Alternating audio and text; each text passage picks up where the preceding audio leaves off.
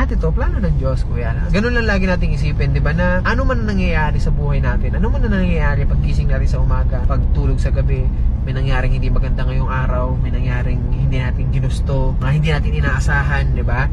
Lahat yun, may plano ang Diyos. Halimbawa, hindi ka natuloy sa isang gusto mong puntahan na lugar.